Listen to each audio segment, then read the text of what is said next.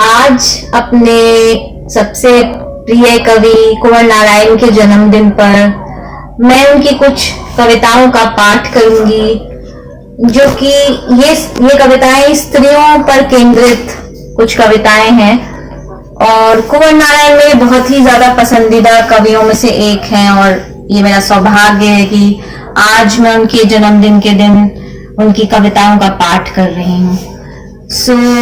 मैं पहली कविता जो है वो उसका शीर्षक है दो नीली आंखें। दो नीली आंखें परदेसी मगर कुछ इस तरह याद हैं, जैसे अपना घर अपना शहर, जैसे फूल ही फूल दुनिया भर, जैसे एक बड़े कमरे में किसी के जन्मदिन पर बच्चे, मिठाइयां, गुब्बारे और आबाद हंसी के फव्वारे, किसी हंसाने वाली कहानी के बाद कुछ इसी तरह आज भी दो नीली आंखें याद। सुबह 10 बजे मिलना, दिन भर साथ साथ रहना, सुबह की आशा में शाम को बिछुड़ना, स्वप्न में वही आंखें कुछ इसी तरह याद है, सोना जगना खोना मिलना। उसकी स्कर्ट से जूझती हुई शरारती हवा, उसकी आंखों में एक मासूम परेशानी कि ये मानती क्यों नहीं, मेरा केवल उन आंखों में हंसना रह रहे। याद है दो नीली आंखें कुछ इस तरह। निश्चय, पक्का निश्चय, सुनो कल से मैं नहीं आऊंगा। दो दास प्यारी आंखों का भर आना, तो कांपते होठों का निकट और निकट आते जाना, तो विह्वल बाहों का सहसा गले से लिपट जाना, और मेरे निश्चय का उन सब में डूब जाना। दूसरे दिन हर दिन उस तरफ उसी ओर भटक जाना। दो खुश नीली आंखों में एक अजीब चहल पहल, उत्सव, जैसे सवेरे सवेरे नीलाकाश में झुंड की झुंड चिड़ियों का कलरव। बस इसी तरह याद है दो नीली आंखों का अथाह वैभव। अगली कविता जो है वो उसका शीर्षक है तुम मेरे हर तरफ।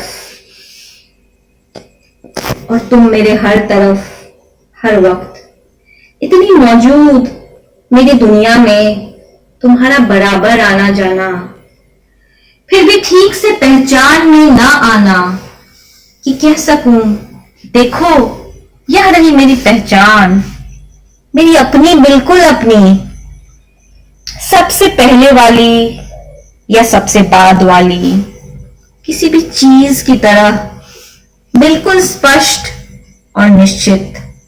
अब उसे चित्रित करते मेरी उंगलियों के बीच से निचुड़कर वह जाते दृश्यों के रंग, लोगों और चीजों के वर्णन भाषा के बीच की खाली जगहों में गिर जाते।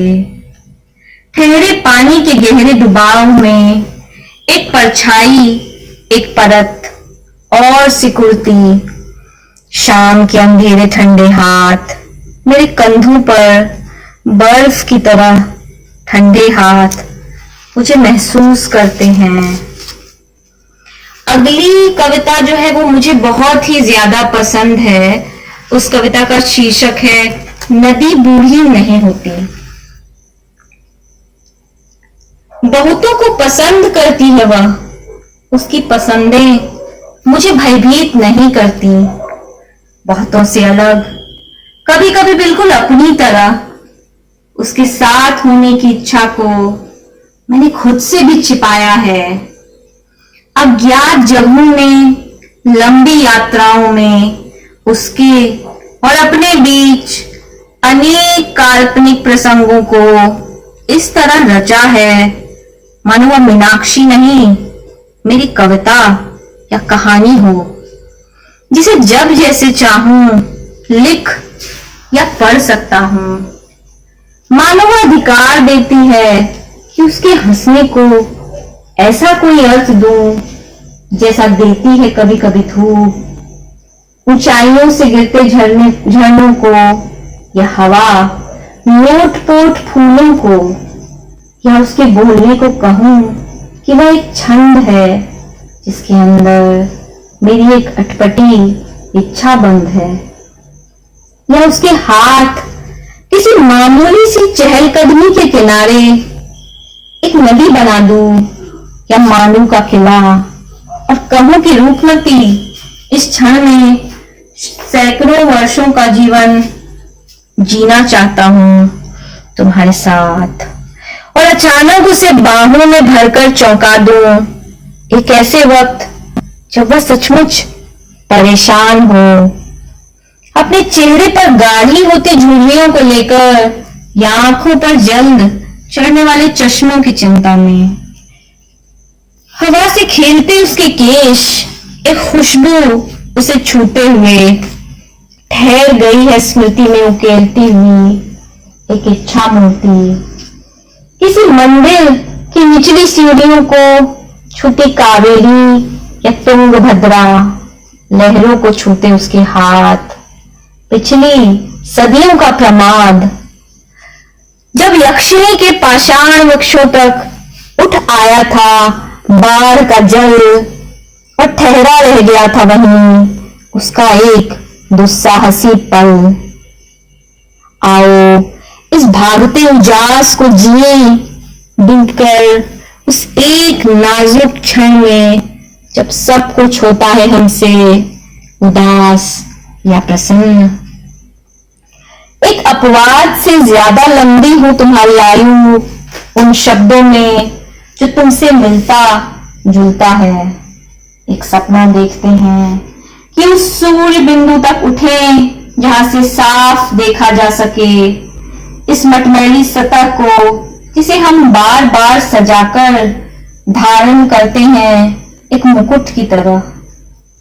एक नए संगीत तट से देखें उस अरूप शिलावत चमक को चिटक कर स्वयं से अलग होते, त्वरित गति से कौंध कर पृथ्वी में प्रवेश करते और एक अमिट अनुभव के सौंदर्य को किसी भविष्य में घनीभूत होते।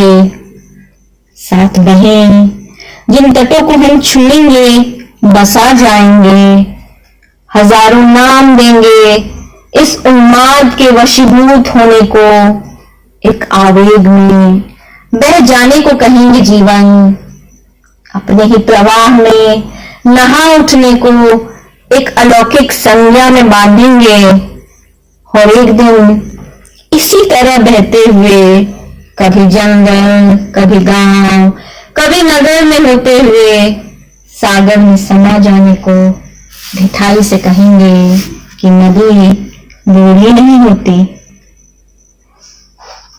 जो अगली कविता में पढ़ूंगी वो है कुंवर नारायण के अंतिम कविता संग्रह सब इतना असमाप्त में से। जो पहली कविता है वो है बहन को याद करते हुए।